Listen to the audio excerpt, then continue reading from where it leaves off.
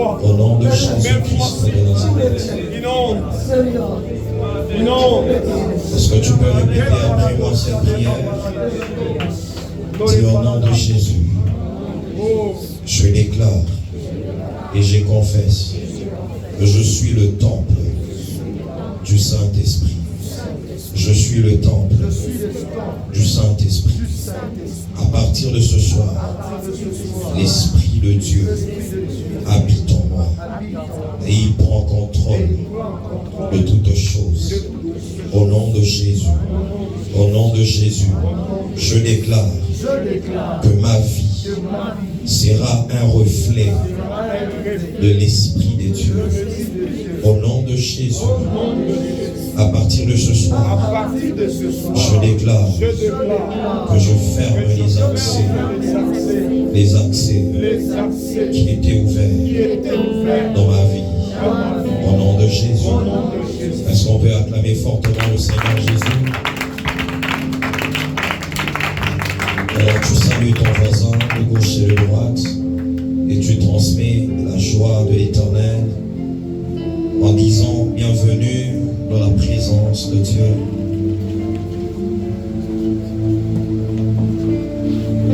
Alors très rapidement, nous sommes en train de lire la parole de Dieu dans le livre de Matthieu, chapitre 12. Matthieu, chapitre 12. Et nous commençons au verset 43. On peut se tenir debout pour honorer la parole de Dieu. Nous lisons jusqu'au verset 45. On peut y aller ensemble au nom de Jésus. 1, 2, 3. Lorsque l'esprit impur est sorti d'un homme, il va par des lieux arides, cherchant du repos, et il n'en trouve point. Alors il dit, je retournerai dans la maison d'où je suis sorti. Et quand il arrive, il la trouve vite, balayée et ornée. Il s'en va et il prend avec lui 7 autres esprits plus méchants que lui. Ils entrent dans la maison, s'y établissent. Et la dernière condition de cet homme est pire que la première. Il en sera de même pour cette génération méchante. On peut se rasseoir en acclamant le Seigneur pour la lecture de la parole. Alors depuis un certain moment, nous sommes en train de parler de la délivrance et de la conservation de cette délivrance. Nous avons parlé depuis un certain moment de la partie qui concerne la délivrance. Et depuis le mercredi, on a commencé à expliquer comment arriver à conserver la délivrance. Alléluia. Nous avons dit que notre délivrance est toujours accompagnée de ce qu'on appelle la restauration. À chaque fois que l'Éternel décide de délivrer la vie d'un homme, l'Éternel accompagne cette délivrance par une restauration. Dis à ton voisin la restauration. Dis-le bien, la restauration. Et donc c'est comme ça que nous avons dit, après la délivrance, toi et moi nous devons conserver cette délivrance, parce que si on n'arrive pas à la conserver, nous allons perdre même la restauration. Alléluia. La Bible est en train de dire que nous avons été délivrés de la puissance du malin. Le monde tout entier était sous la domination, sous la puissance du malin. Et c'est comme ça qu'on a dit que tout un chacun de nous a besoin de vivre sa délivrance, parce que nous étions tous sous la puissance ou la domination du malin. Et nous avons expliqué plusieurs objectifs attachés au malin dans la vie d'un homme. Le diable, il vient pour détruire, il vient pour voler, il vient pour tuer. Et nous avons dit qu'il y a plusieurs personnes qui, après leur délivrance, ils vivent la restauration de ce qui était détruit, ils vivent la restitution de ce qui était volé, et ils vivent la résurrection attachée à ce qui était mort dans leur vie. Et c'est ça qu'on a appelé la restauration. Alléluia. Dis à ton voisin, c'est une saison de ta restauration. Dis-le bien, c'est une saison de restauration. Alors nous avons dit que cette restauration doit être gardée, elle doit être conservée. Le fait de garder cette restauration, c'est ce qu'on a même appelé la conservation de notre délivrance. Et donc, après avoir chassé un esprit qui était derrière la situation de ta vie, qui était derrière chaque situation qui compliquait ta vie, tu as maintenant devoir à conserver, ou tu dois conserver cette délivrance, cette restauration que tu as reçue. Alléluia. Acclame fortement le Seigneur Jésus-Christ. Si tu crois qu'en cette saison, tu es en train de vivre ta restauration. Alors c'est comme ça qu'on a commencé à expliquer, passant par ce livre de Matthieu. Matthieu chapitre 12, à partir du verset 1 en 3. Nous avons dit que lorsque nous vivons, nous subissons une délivrance, ou lorsque les esprits sont chassés de la vie d'un homme, ces esprits, ils vont dans des lieux arides, mais ils ne trouvent pas du repos là où ils vont. Alors, ils recherchent toujours à retourner dans la vie de ces personnes qui ont reçu la délivrance. Alléluia. Acclame le Seigneur Jésus-Christ. Et ces esprits, quand ils retournent, il y a certaines conditions que nous devons éviter pour que ces esprits ne retrouvent pas place dans notre vie. Alléluia. C'est comme ça qu'on a parlé des accès. On a parlé de plusieurs choses qui peuvent permettre à un homme de conserver sa délivrance. On dit que la première des choses, c'est de fermer les accès. Paul est en train de dire, ne donnez pas accès au diable.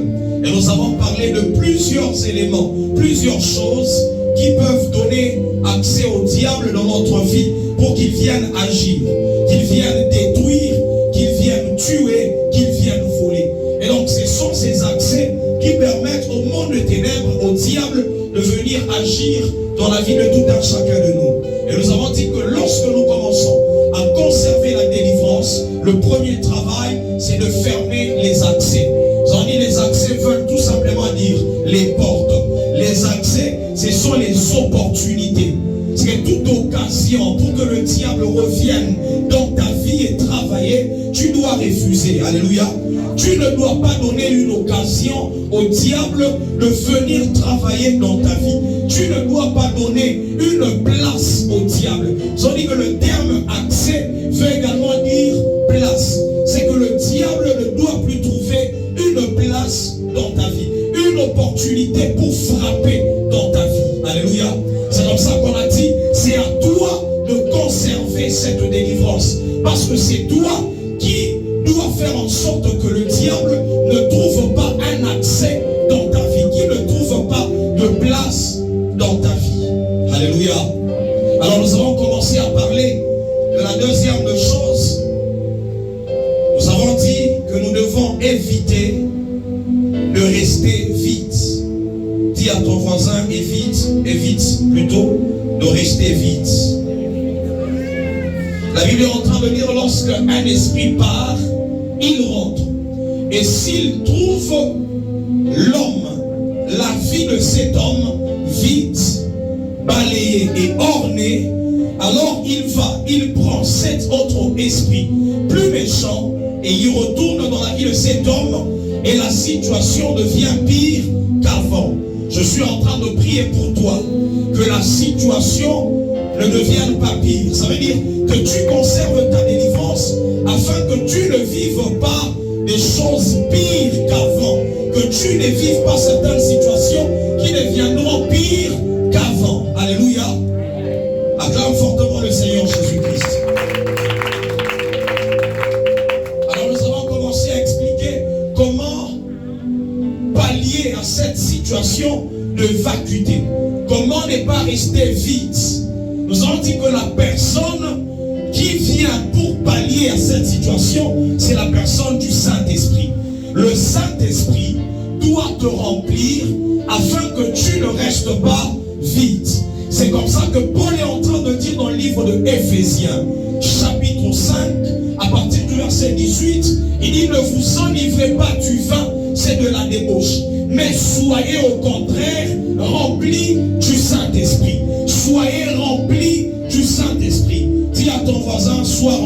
Saint-Esprit.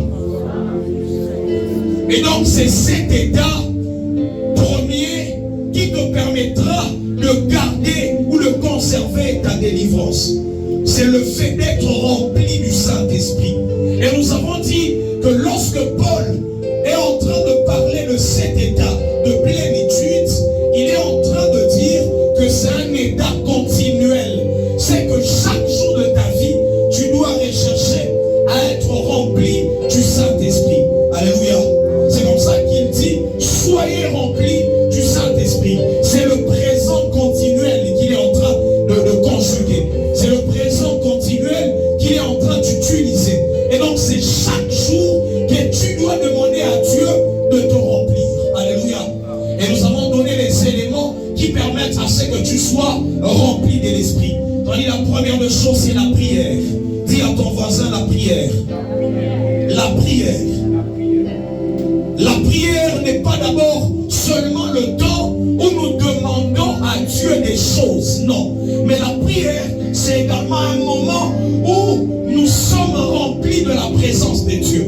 C'est un moment où nous recherchons à être remplis de la présence de Dieu. Alléluia. Est-ce qu'on est ensemble? Balance ta main si on est en train d'évoluer ensemble. Dis à ton voisin, recherche la plénitude du Saint-Esprit. Dis-le bien, recherche la plénitude du Saint-Esprit. Alors nous avons dit que le premier élément, c'est la prière. Alléluia. La prière. Dis à ton voisin la prière. Je suis dans le livre de Jean chapitre 7. Je crois que j'ai juste cité ce chapitre le mercredi. J'ai parlé de Jean chapitre 7 et Jean chapitre 13. J'ai dit que ce sont des chapitres où Christ enseigne sur les expériences attachées à la personne du Saint-Esprit, comment recevoir le Saint-Esprit et comment être rempli du Saint-Esprit. Alors je suis en train de commencer au verset 37, Jean chapitre 7. La Bible dit, le dernier jour, le grand jour de la fête, Jésus se tenant debout s'écria, si quelqu'un a soif, qu'il vienne à moi et qu'il boive. Celui qui croit en moi, des fleuves d'eau vive couleront de son sein.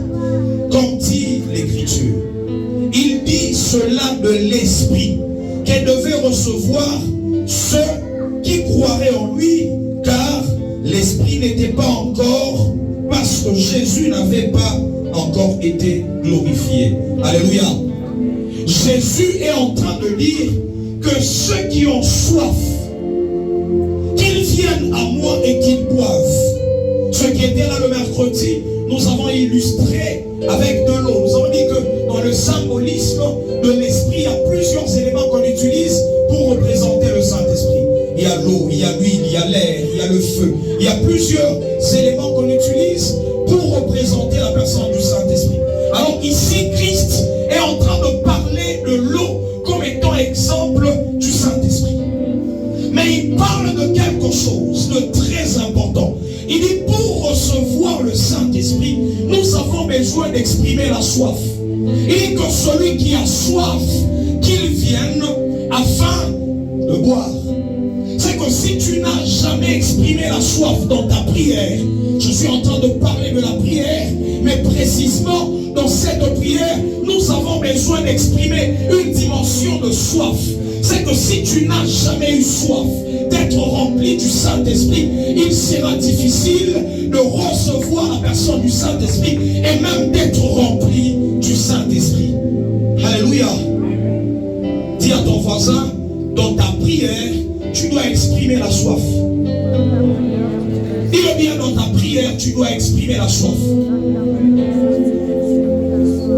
C'est là que David, qui était un homme très spirituel, il était en train d'enseigner et il était en train de prier à un moment. Il a dit, comme une biche soupire après des courants d'eau, ainsi mon âme a soif de toi, ô Dieu. Mais j'aime la partie où il est en train de dire, toutes les vagues, c'est de frêle sur moi, se déversent sur moi. Il est en train de parler de plusieurs plusieurs expériences de l'Esprit de Dieu comme de l'eau. C'est qu'à chaque fois, quand tu es dans la présence de Dieu, il y a des vagues de l'Esprit qui peuvent se déverser sur toi, qui peuvent se déverser sur ta vie quand tu exprimes cette soif-là. Alléluia. C'est quand tu entres dans la présence de Dieu, ne sois pas un spectateur. Tu dois avoir la soif d'être rempli de la personne du Saint-Esprit. Tu dois désirer la plénitude du Saint-Esprit. Nous avons lu dans le livre des Actes, chapitre 19, la Bible dit quand Paul a prié pour les disciples qui étaient à Corinthe, et qui étaient plutôt à Éphèse, la Bible est en train de dire que ces disciples, ils ont commencé à parler en langue et ils ont commencé à prophétiser. Ils ont commencé à parler en langue et ils ont commencé à prophétiser. Ça, ce sont les choses que tu dois commencer à rechercher quand tu es dans la présence de Dieu. C'était parmi les signes qui ont démontré que ces disciples-là, ils étaient remplis du Saint-Esprit. Alléluia. Dans Actes chapitre 10, la Bible est en train de dire que Paul, plutôt je m'excuse, que Pierre, quand il était en train de prêcher chez Corneille, il a vu que ceux qui étaient là, ils ont commencé à parler en langue. Et il a dit, est-ce que nous allons refuser de baptiser ceux qui ont reçu le Saint-Esprit, le don du Saint-Esprit, de la même manière que nous, ceux qui avaient une manière de recevoir le Saint-Esprit. Et le signe, c'était celui-là. Ils étaient en train de parler en langue, ils étaient en train de prophétiser. Donc dans ta prière, j'étais en train de dire, tu dois exprimer cette soif-là. Et il y a des gens qui sont tellement scientifiques, tellement réservés dans la présence de Dieu, ou même tombés d'un problème, ou tombés d'un problème. Tellement que toi, tu te retiens. C'est que tu n'as pas encore cette soif-là d'être rempli du Saint-Esprit. Et c'est comme ça que nous avons dit, lorsque nous sommes remplis du Saint-Esprit, le premier signe que Paul est en train de donner, il le compare à l'ivresse. Il dit, ne vous enivrez pas du vin, c'est de la débauche, mais soyez au contraire remplis du Saint-Esprit. Pourquoi? Parce que la plénitude du Saint-Esprit se manifeste également comme l'ivresse de vin. Nous avons lu également dans Actes chapitre 2, où la Bible est en train de dire ceux qui étaient à Jérusalem, le jour de la Pentecôte, ils ont commencé à se moquer de ceux qui étaient dans la chambre haute, en disant, ils sont ivres de vin doux. Ils sont ivres de vin doux. Pourquoi? Parce que ce qu'ils étaient en train de faire était semblable aux hommes qui étaient ivres. Un homme qui est ivre, c'est un homme qui ne se contrôle plus. C'est un homme qui est sous l'influence de l'alcool. Et donc quand tu dis que tu es rempli du Saint-Esprit, il faudrait que tu sois sous influence, contrôlé, conduit par l'Esprit. Dis à ton voisin, tu dois être conduit par l'Esprit. Dis-le bien, tu dois être conduit par l'Esprit. Acclame fortement le Seigneur Jésus-Christ. Alléluia. Nous allons parler de la prière. Dans Éphésiens chapitre 5 à partir de 18, on nous parle de formes de prière. On nous parle des psaumes, nous allons parler des hymnes, nous allons parler des cantiques spirituels. Dis à ton voisin les cantiques spirituels.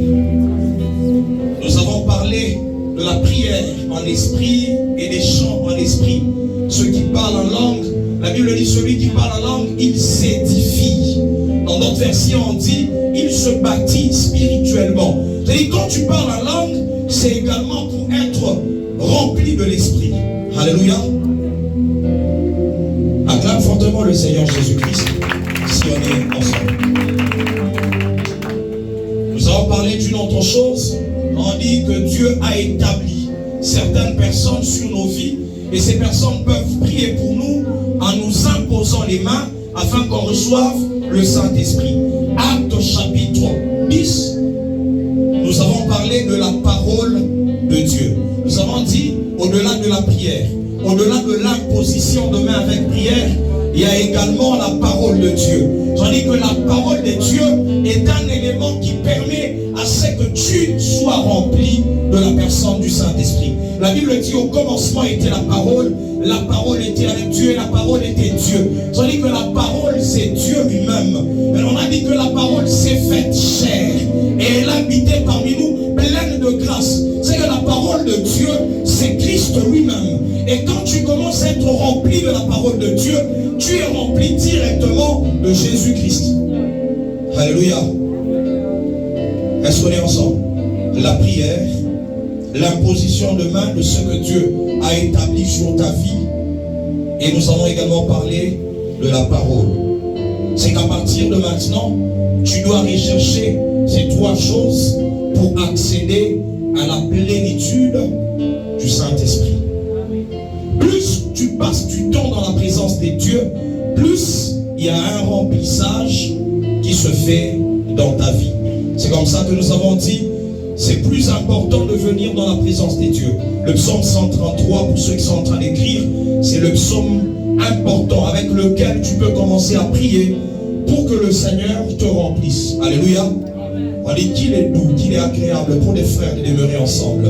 On dit c'est comme l'huile qui est répandue sur la tête de sang, sur la barbe, jusqu'au bord des vêtements de Aaron. Et on dit c'est comme la rosée de l'Hermon. On est en train de parler du symbolisme attaché à l'esprit. Mais j'aime la partie dernière qui dit c'est là que l'Éternel, il envoie la bénédiction et la vie pour l'éternité. Parce que la vie pour l'éternité attachée au Saint-Esprit, elle est envoyée dans les réunions. C'est quand nous nous réunissons dans la présence de Dieu que toi aussi tu peux être rempli du Saint-Esprit. S'il y a certains endroits, quand tu y vas, tu peux bénéficier de la plénitude du Saint-Esprit, de la vie du Saint-Esprit. Alléluia. Dis à ton voisin, il y a un avantage quand tu viens dans la présence de Dieu. Dis-le bien, il y a un avantage quand tu viens dans la présence de Dieu. Alors je vais parler d'un autre état. C'est l'état que Christ appelle l'état balayé. Dis à ton voisin, balayé. Dis-le bien, balayé. Alors Christ est en train de dire, lorsque la maison est vide, lorsque la maison est balayée, lorsque la maison est ornée, cette maison-là, elle est vulnérable et les esprits peuvent rentrer. C'est premièrement, tu dois refuser de rester vide. Tu dois refuser de rester vide. Lorsqu'on parle du terme balayé, pour nous, nous pensons déjà en français que c'est quelque chose de bien. Balayer, ça rend propre. Mais en fait, le terme grec qui est utilisé par Christ, ou le terme que Christ utilise, qu'on a interprété en grec, veut tout simplement dire soro. Et soro, ça veut dire essayer de balayer superficiellement. On est ensemble. C'est quand Christ parle de balayer, quand on écrit balayer, ce n'est pas balayer dans le sens où nous nous comprenons. Balayer pour rendre propre la maison. Mais le terme qui est utilisé veut dire balayer de manière superficielle. Pour ceux qui sont en train d'écrire, balayer de manière superficielle. Et donc c'est un terme attaché à la sanctification, attaché à la pureté de la vie de la personne ou de la maison. On ne peut pas parler de la conservation de la délivrance sans parler de l'état de la sanctification ou de l'état de la pureté attaché à ta vie. Dis à ton voisin, il n'y a pas de conservation de délivrance sans pureté, sans sanctification. Parle à ton voisin. Est-ce que tu peux dire à ton voisin? Acclame fortement le Seigneur Jésus. C'est lorsqu'il y a les esprits dans la vie de la personne, il y a également certaines impuretés, et ces impuretés sont attachées à ces esprits. Alléluia. Lorsque la délivrance arrive, il y a un état de purification qui doit se faire. Mais Christ, lui, il attend que cette purification se fasse pleinement.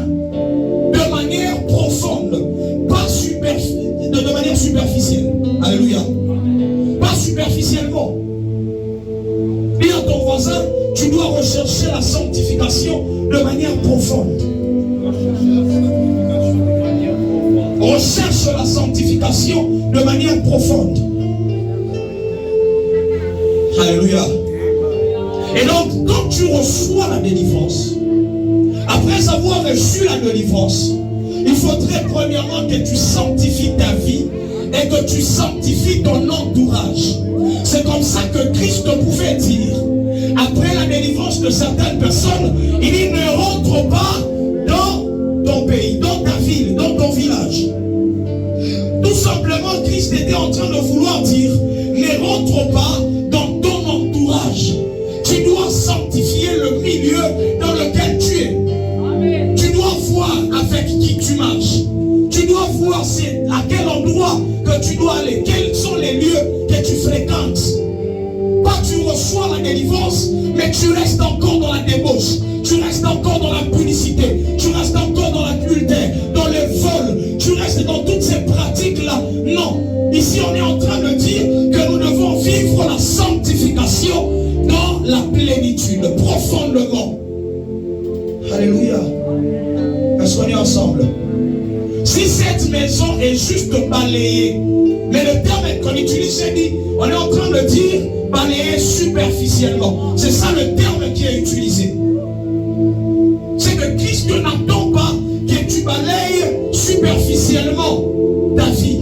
Mais Christ, il attend que tous les domaines de ta vie soient purs, soient sanctifiés. Dis à ton voisin, recherche la sanctification dans ta vie. Acclame le Seigneur pour toi maintenant, Dieu.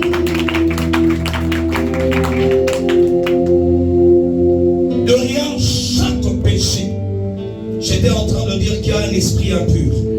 Nous avons parlé de la tentation. Dis, ne nous soumets pas à la tentation, mais délivre-nous du mal. C'est là qu'on a commencé notre terme de la délivrance. Nous avons dit que derrière chaque tentation, le diable vient derrière. Et pourquoi il vient? Parce qu'il veut te mener dans la captivité. Il veut te rendre captif. Mais lorsque tu vis ta délivrance, tu dois maintenant rechercher à vivre dans la sanctification. Et donc derrière chaque péché, derrière chaque tentation, il y a un esprit qui cherche à te maintenir dans la captivité. Derrière l'ivrognerie, il y a un esprit. Derrière le vol, il y a un esprit. Derrière la vie de débauche, il y a un esprit. J'aimerais que tu déclares avec moi, dis au nom de Jésus. Dis-le bien au nom de Jésus. À partir de ce soir, je refuse de vivre une vie d'impureté. Une vie d'impureté. Dans le nom de Jésus. Dans le nom de Jésus. Acclame fortement le Seigneur Jésus-Christ. Alors Christ est en train de parler de quelque chose. Il est en train de parler aux pharisiens. Il est en train de parler aux pharisiens, il parle aux sadducéens et à plusieurs personnes. Il est en train de dire à ces gens que vous êtes en train de nettoyer le dehors de la coupe. Je suis dans le livre de Luc. Luc, chapitre 11.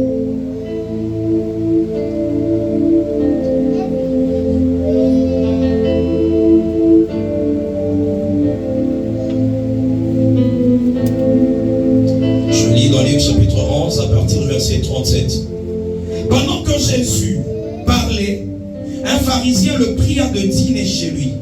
Il entra et se mit à table.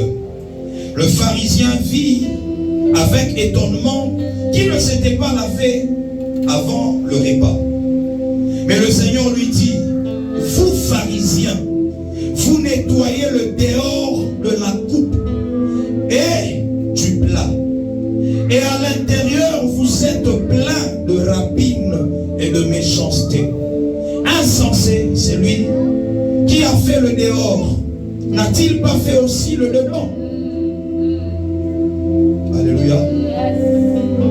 Il est en train de parler à une catégorie d'hommes qui, pour eux, ils viennent à l'église chercher extérieure. Alléluia. Nous voyons un état de pureté. J'aime ce que Esaïe est en train de dire. Il dit les autres, ils sont en train de marcher courbés comme des jonques. Voyons que c'est ça l'état de la sanctification. Mais Christ est en train de dire que non, vous lavez l'extérieur. Mais au-delà de purifier l'extérieur, il y a ce que Dieu recherche. C'est la purification de l'être intérieur. La vie chrétienne, c'est une vie de l'être intérieur. Dis à ton voisin, c'est une vie de ton homme intérieur. La vie chrétienne n'est pas une vie extérieure, mais c'est une vie intérieure. Alléluia. C'est une vie intérieure. Je vais lire dans le livre de Matthieu chapitre 15. J'aime beaucoup cette histoire. C'est pratiquement la même histoire, mais là Christ est en train d'expliquer certaines choses. Matthieu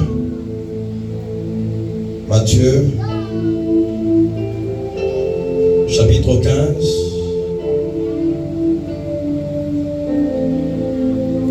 Je commence au verset 17. La Bible dit, ne comprenez-vous pas que tout ce qui entre dans la bouche va dans le ventre, puis est jeté dans les lieux secrets. Mais ce qui sort de la bouche vient du cœur, et c'est ce qui suit l'homme.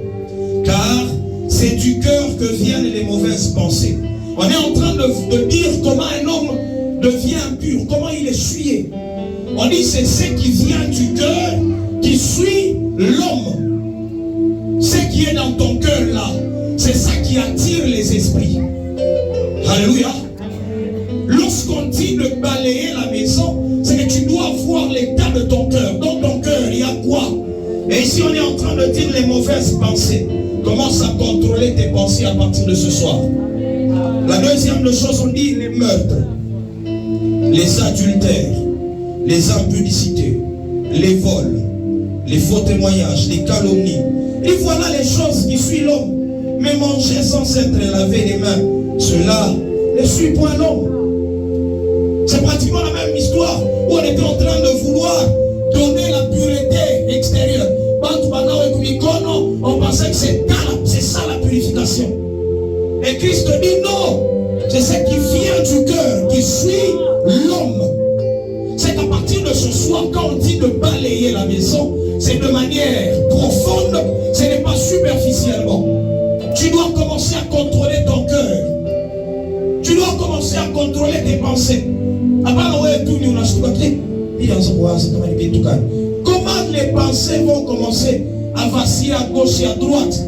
Nous avons dit que dans le livre de Proverbes, on est en train de nous donner une histoire. On dit, comme une ville forcée sans muraille, ainsi est l'homme qui n'est pas maître de lui-même. Un homme commence à devenir maître de lui-même quand il apprend à contrôler ses pensées. Alléluia. Dis à ton voisin, tu commences à devenir maître de ta vie quand tu apprends à contrôler tes pensées. Je veux dire, avant de répondre, j'ai contrôlé ma réponse. Avant de faire un geste, j'ai contrôlé le mouvement. Avant de regarder, j'ai contrôlé ce regard. C'est quand tu commences à te contrôler comme ça, tu deviens maître. Alléluia. Pose maintenant la question à ton voisin.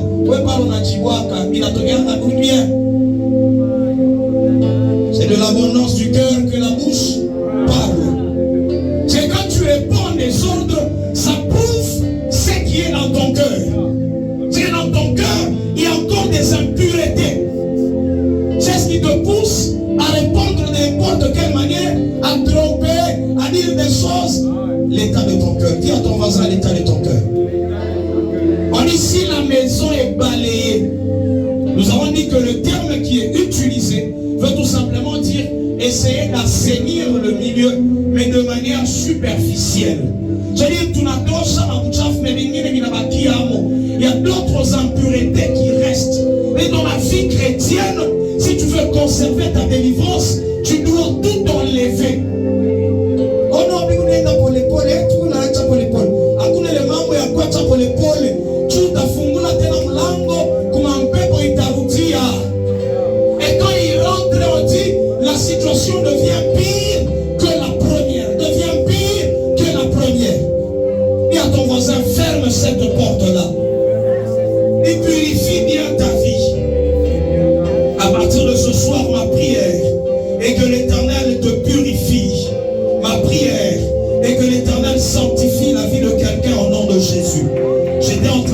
que l'Éternel commence à te sanctifier, à te purifier au nom puissant de Jésus-Christ de Nazareth.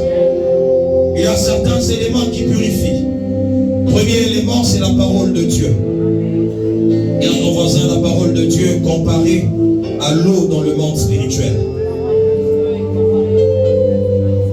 Éphésiens chapitre 5,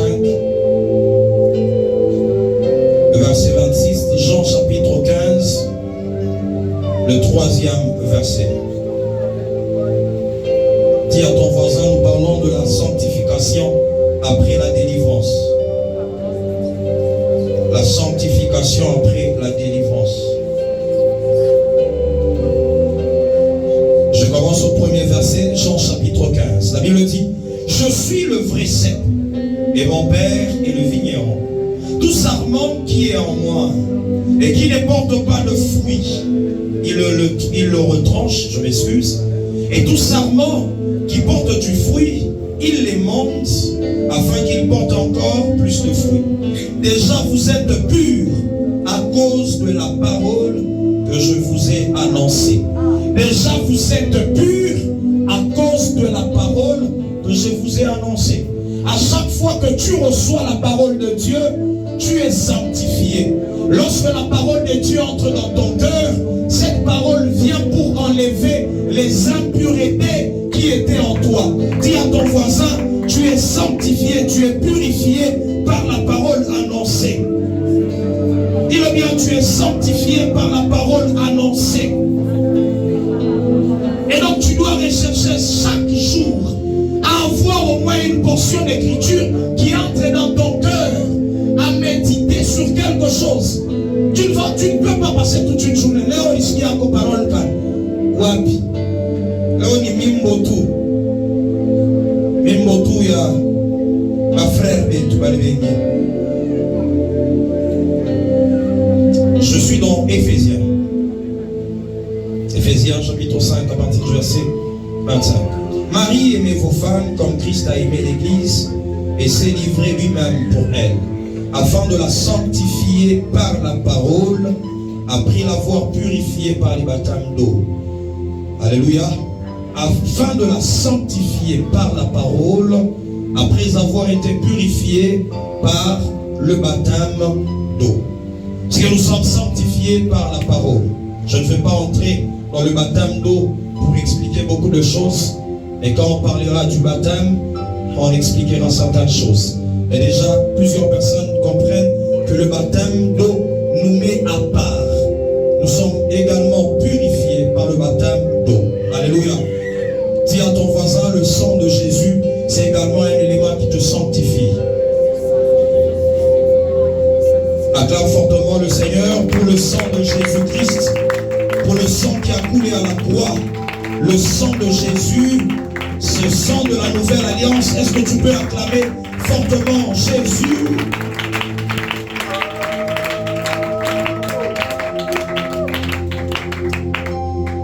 La Bible est en train de dire 1 Jean, chapitre 1er, à partir du verset 6. La Bible dit: si nous disons que nous sommes en communion avec lui et que nous marchons dans les ténèbres, nous mentons et nous ne pratiquons pas la vérité. Mais si nous marchons dans la lumière, comme il est lui-même, dans la lumière, nous sommes mutuellement en communion. Et le sang de Jésus, son Fils, nous purifie de tout péché. Le sang de Jésus nous purifie. Alléluia. Dis à ton voisin, le sang de Jésus. Parce que quand tu es en train de rechercher la vie de la pureté, de la sanctification, il y a la parole de Dieu qui doit être un élément de purification. Il y a le sang de Jésus. Dans la portion d'écriture qu'on a lue, on a dit également le baptême qui nous a sanctifiés, qui nous a purifiés par le baptême. Et donc ce sont des éléments importants qui permettent à ce que tu vives la sanctification. Alléluia.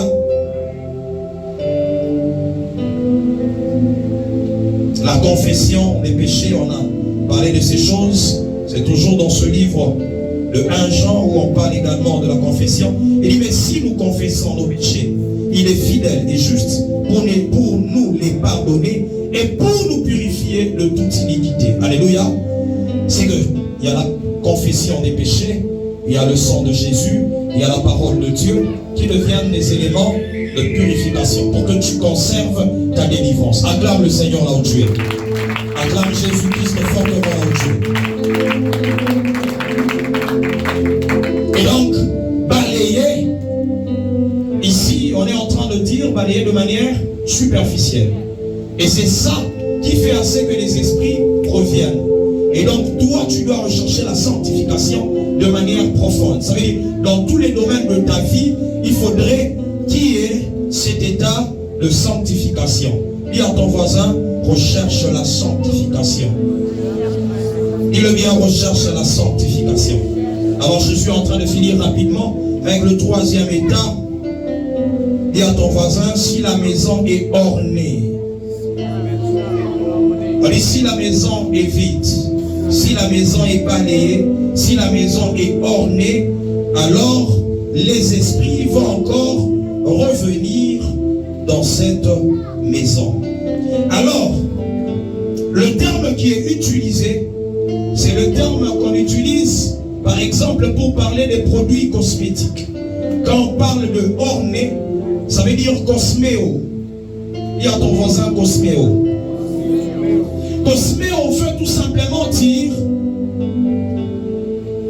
essayer de montrer une apparence, mais qui n'est pas vrai. Afficher une fausse apparence. C'est-à-dire, quand tu reçois la délivrance, tu dois être un converti total. Il faudrait que l'on voie un changement de vie total. Cela ne doit pas être apparemment, mais cela doit se faire même dans ton homme intérieur. Alléluia. Dis à ton voisin, ton être extérieur et ton être intérieur doivent démontrer la délivrance. Acclame fortement le Seigneur Jésus-Christ. C'est le même terme qui est utilisé pour parler de la décoration. J'étais en train de dire, c'est le même terme qui est utilisé pour parler des produits cosmétiques. C'est-à-dire quelqu'un qui est en train d'embellir son extérieur pour prouver aux autres qu'il a une vie spirituelle, une vie chrétienne, alors qu'à l'intérieur, ce n'est pas la réalité. Lorsque les démons, ils viennent dans ta vie, ils regardent l'apparence. Ils voient que non, celui-ci c'est un maquillage. Quand on parle de cosméo, c'est attaché comme un maquillage extérieur. C'est-à-dire que tu te maquilles à l'extérieur, on voit que celui-ci c'est un chrétien, mais alors qu'à l'intérieur, il y a autre chose. Ces démons-là, ils vont prendre d'autres esprits pour revenir. Ça veut dire que ton état extérieur peut également attirer les esprits impurs. Alléluia. C'est le terme que Christ est en train d'utiliser là. Lorsqu'il dit, si on trouve la maison balayée et ornée, normalement quand on voit la décoration, c'est une bonne chose. Mais ici, le terme que Christ utilise, c'est pour parler d'une apparence extérieure que l'homme peut présenter au monde. Il fait voir, surtout quand on croit au Seigneur là, ça m'a dit Bible, tout n'a t'aimé à tout fachot. Fachot, il faut baonner. Frère, Koukanisa. Apparemment, il faudrait que l'on voie que cet homme ici, Imasikurama Sanda, Rabasoto. Alléluia. Parce que lorsque Christ parle des ornements, il parle de l'état extérieur de certaines personnes. J'ai mon quartier parlé à tout à bonjour. Amas, ce sont tes amis, tu as grandi avec eux.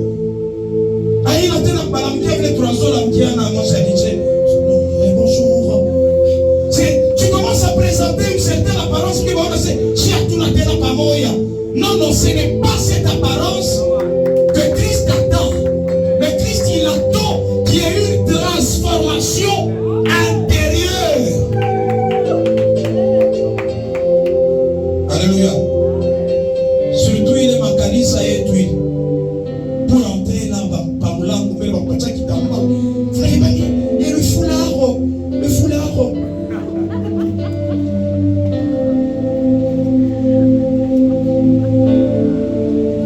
Alléluia. Je vais voir une sœur là. Tu n'as qu'à bien. Bon, on a dit les cabello aussi, il faut qu'il t'acasse. Et quand tu n'as qu'à plante, qu'à synthétique, qu'à bien. Qu'à maquillage, qu'à bleu aux lèvres. Mais spirituellement, il est bien. C'est que toi, si tu regardes son apparence extérieure, oui, on a pris avec un condo. Maman, on a réunionné ça. Il maquillage, il sarati. C'est le Seigneur attend qu'il y ait une transformation intérieure et non une transformation extérieure seulement. La transformation extérieure doit être le résultat de la transformation intérieure. La transformation extérieure doit être le résultat, le produit de la transformation intérieure.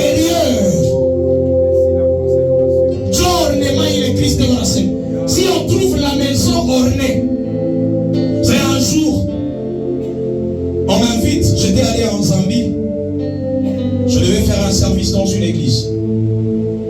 Alors le temps où j'étais en train de passer devant, à cette période-là, vous savez, on ne sait pas, les cheveux, c'était vraiment des cheveux décrollés. Alors, j'entends spirituellement quelqu'un qui est en train de dire dans le public là, oh mon Dieu, oui, c'est mon.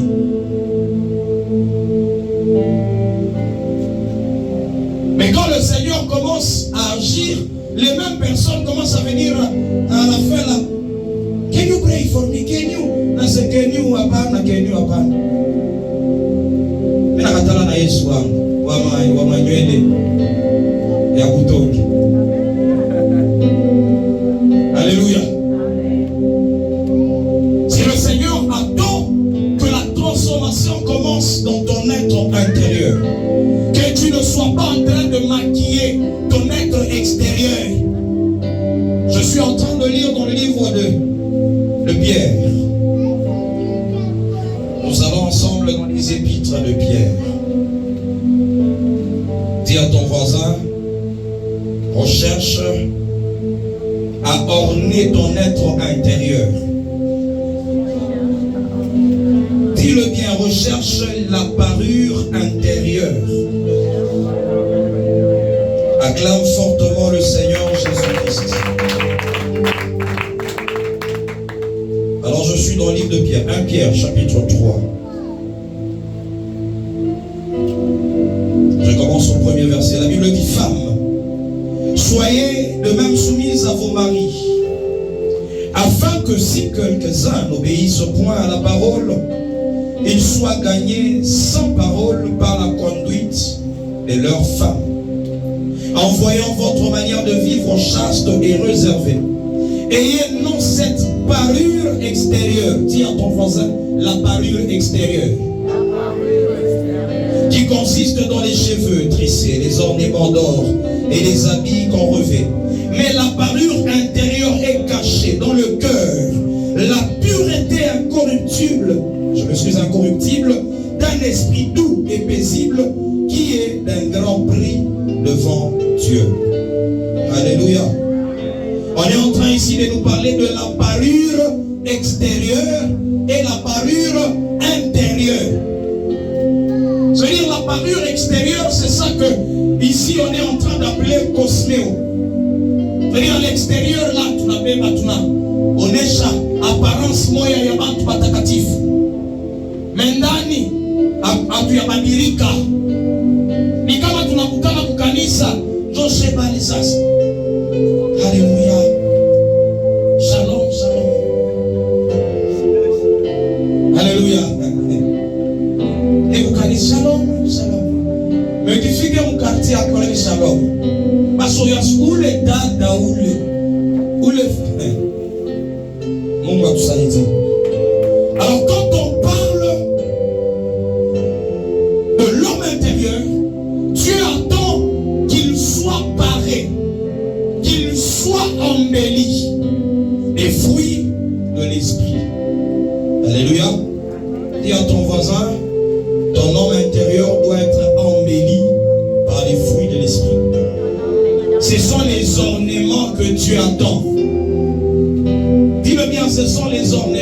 tu attends. Acclame fortement le Seigneur Jésus-Christ. Que Dieu te bénisse là où tu es. Je disais que Dieu te bénisse. Et donc en cette saison, nous allons éviter ces 3 étapes. Tu ne resteras pas vide. Tu ne seras pas balayé. Le terme qu'on a utilisé veut tout simplement dire tu ne seras pas purifié superficiellement, sanctifié de manière superficielle. Et tu vas rechercher la sanctification profonde. Tu ne seras pas orné extérieurement. Alléluia. Acclame Jésus là où tu es.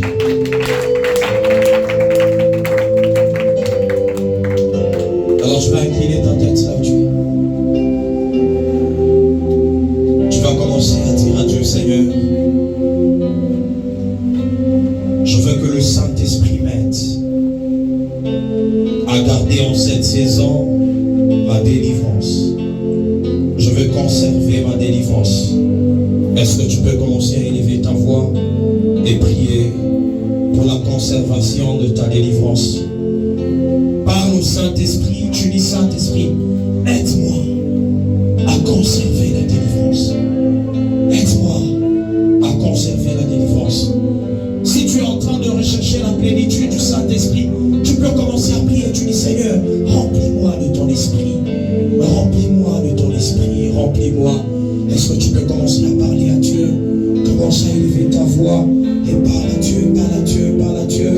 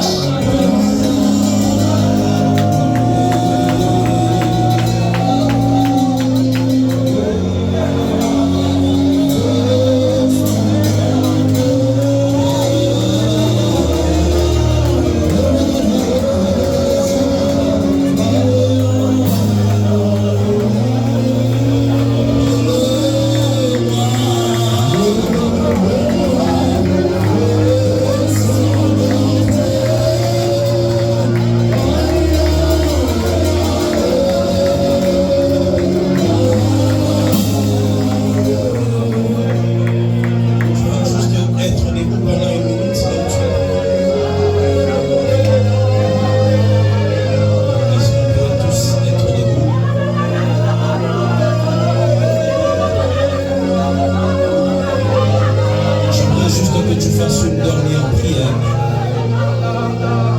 Une dernière prière où tu vas dire à Dieu, si en moi il y avait quelque chose qui appartient au diable, ce soir, laisse que ton esprit commence à agir en moi. Et tout ce qui n'est pas de Dieu commence à quitter ma vie par la présence de ton esprit. Est-ce que tu peux commencer juste à faire ces prières-là? Est-ce que tu peux parler à Dieu?